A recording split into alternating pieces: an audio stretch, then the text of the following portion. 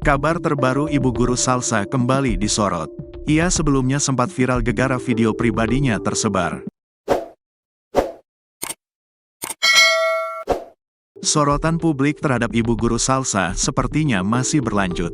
Banyak yang penasaran akan kegiatan sehari-harinya. Betapa tidak, video viralnya tersebar di banyak platform media sosial. Ia kemudian menyampaikan klarifikasi permintaan maaf dan menikah dengan kekasihnya, seorang duda PNS. Kabar terbaru, Salsa kini terpantau kembali live TikTok serta Mobile Legends. Mantan guru asal Jember itu live di akun TikToknya merangkai kata-kata Zenword. Di game ini, Bu Salsa hanya ditonton 5.4 ribu penonton.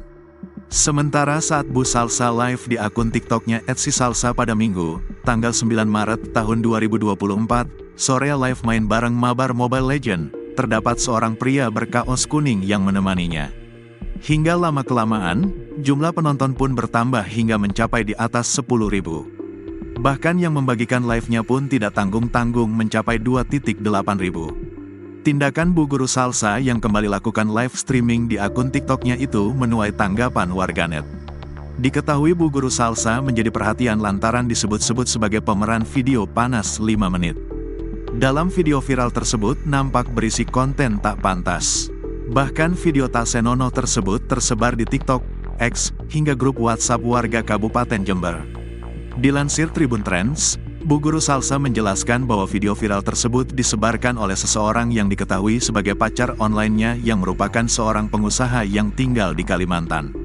Sebagai informasi, Bu Guru Salsa dan pacar online-nya berkenalan pada November tahun 2024 lalu.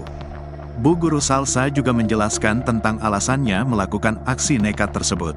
Hal tak pantas tersebut dilakukan lantaran dirinya diiming-imingi mobil oleh pacar online-nya itu. Namun dirinya mengaku baru sadar jika ditipu sampai videonya tersebar ke publik. Bu Guru Salsa sampai memberikan klarifikasi lewat akun TikToknya pada Sabtu, tanggal 22 Februari tahun 2025, seperti dikutip dari Tribun Medan. Ia juga menjelaskan tentang pacar online-nya yang tidak punya akses WhatsApp namun hanya bisa di Instagram. Sampai dengan pacar online-nya yang kebanyakan manipulatif hingga tak mau memberikan identitas dengan alasan keamanan atau menolak VC, video call, karena alasan sinyal di pedalaman. Bu Guru Salsa juga mengaku terlena mengikuti permainan pacar online-nya itu. Dia pun mengaku dengan polosnya menuruti instruksi pacar online-nya dengan alasan tidak oncam karena susah sinyal dan risiko di tempat dia bertugas. Hal tersebut berujung pada Bu Guru Salsa yang mengaku menyesal dan meminta maaf kepada keluarga dekat dan tempat kerjanya.